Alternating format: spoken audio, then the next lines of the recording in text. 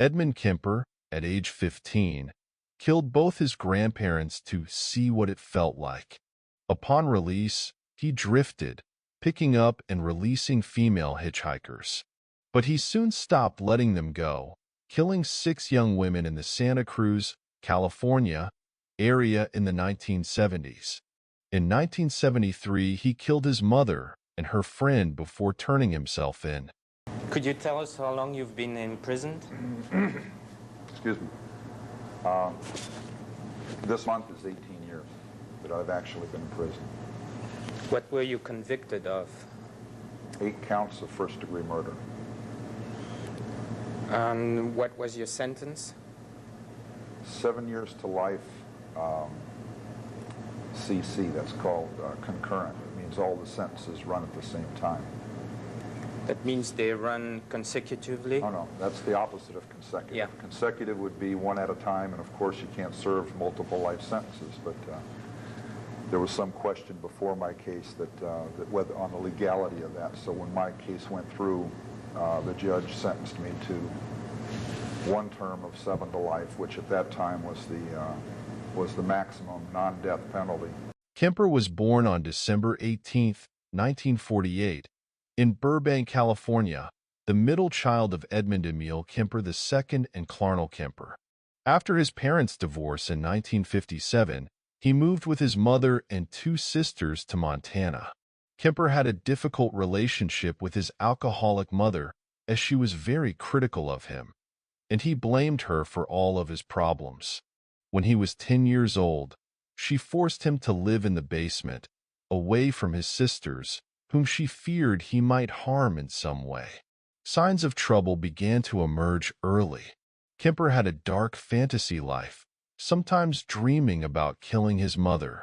He cut off the heads of his sisters' dolls and even coerced the girls into playing a game he called Gas Chamber, in which he had them blindfold him and lead him to a chair, where he pretended to writhe in agony until he died. His first victims were the family cats. At 10, he buried one of them alive, and the second, 13-year-old Kemper, slaughtered with a knife. He went to live with his father for a time, but ended up back with his mother, who decided to send the troubled teenager to live with his paternal grandparents in North Fork, California. Kemper hated living on his grandparents' farm. Before going to North Fork, he had already begun learning about firearms, but his grandparents took away his rifle after he killed several birds and other small animals. On August 27, 1964, Kemper finally turned his building rage on his grandparents. The 15-year-old shot his grandmother in the kitchen after an argument, and when his grandfather returned home, Kemper went outside and shot him by his car and then hid the body. Afterward, he called his mother, who told him to call the police and tell them what happened. Later, Kemper would say that he shot his grandmother to see what it felt like.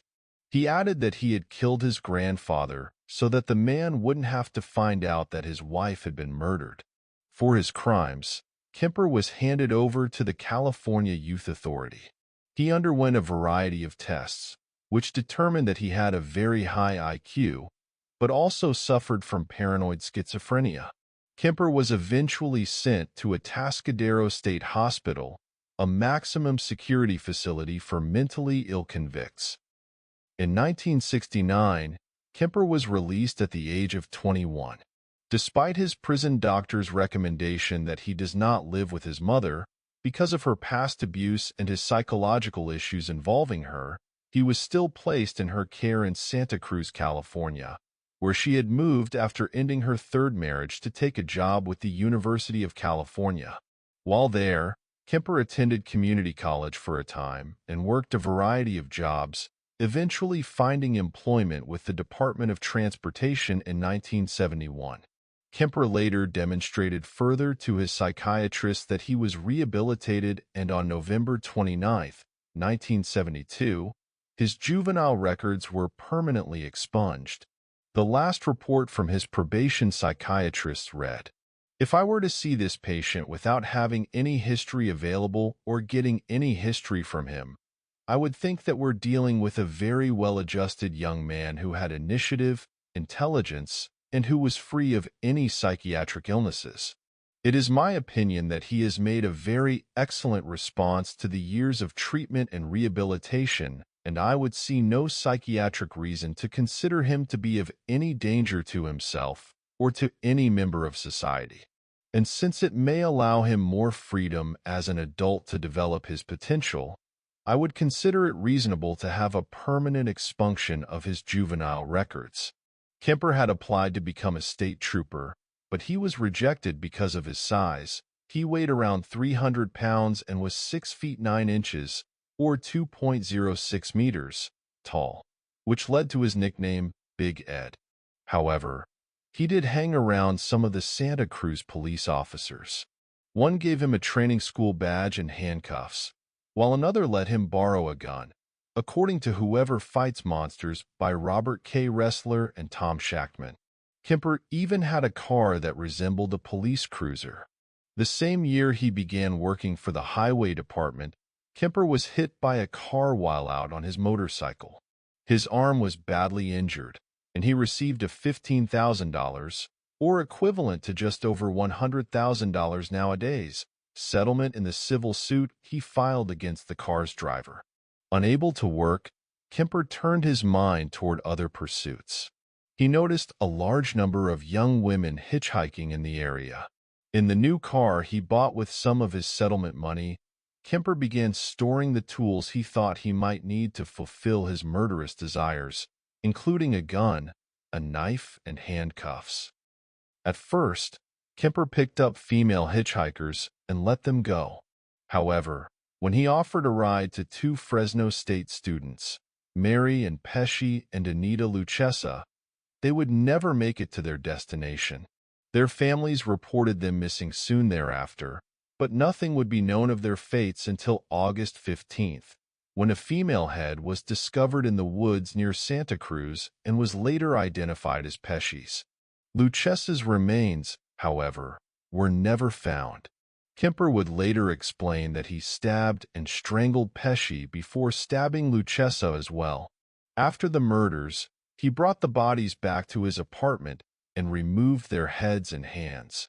Kemper also reportedly engaged in sexual activity with their corpses. Later that year, on September 14, 1972, Kemper picked up 15-year-old Aiko Ku, who had decided to hitchhike rather than wait for the bus to take her to a dance class. She would meet the same fate as Pesci and Lucchesa. In January 1973, Kemper continued to act on his murderous impulses, picking up hitchhiker Cindy Shaw, whom he shot and killed. While his mother was out, Kemper went to her home and hid Shaw's body in his room. He dismembered her corpse there the following day and threw the parts into the ocean. Several parts were later discovered when they washed up on shore. He buried her head in his mother's backyard. On February 5, 1973, Kemper used a campus parking sticker his mother had given him to facilitate a double murder. He drove to the university, where he offered a ride to two students, Rosalind Thorpe and Alice Liu. Shortly after picking them up, he shot the two young women, then drove past the campus security at the gates with the two mortally wounded women in his car. After the murders, Kemper decapitated his two victims and further dismembered the bodies, removed the bullets from their heads, and disposed of their parts in different locations. In March, some of Thorpe's and Liu's remains were discovered by hikers near Highway 1 in San Mateo County. At the time of Kemper's murders, two other serial killers, John Linley Frazier and Herbert Mullins, were also perpetuating their own crimes in the area, resulting in Santa Cruz receiving the ignominious nickname the murder capital of the world in the press. For Kemper's part, he was dubbed the co-ed killer and the co-ed butcher. In April 1973, Kemper committed what would be his last two murders. On Good Friday, he went to his mother's home, where the two had an unpleasant exchange. Kemper attacked his mother after she went to sleep, first striking her in the head with a hammer and then cutting her throat with a knife.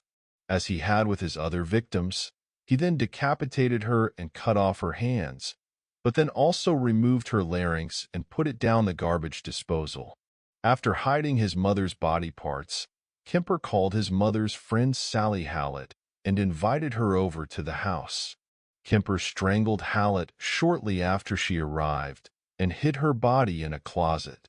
Kemper fled the area the next day, driving east until he reached Pueblo, Colorado, where on April 23rd he made a call to the Santa Cruz police to confess his crimes. At first, they did not believe that the guy they knew as Big Ed was a killer. But during subsequent interrogations, he would lead them to all the evidence they needed to prove that he was in fact the infamous co-ed killer. Charged with 8 counts of first-degree murder, Kemper went on trial for his crimes in October 1973. He was found guilty of all of the charges in early November. When asked by the judge what he thought his punishment should be, Kemper said that he should be tortured to death. He instead received 8 concurrent life sentences. At present, Kemper is serving his time at California Medical Facility in Vacaville.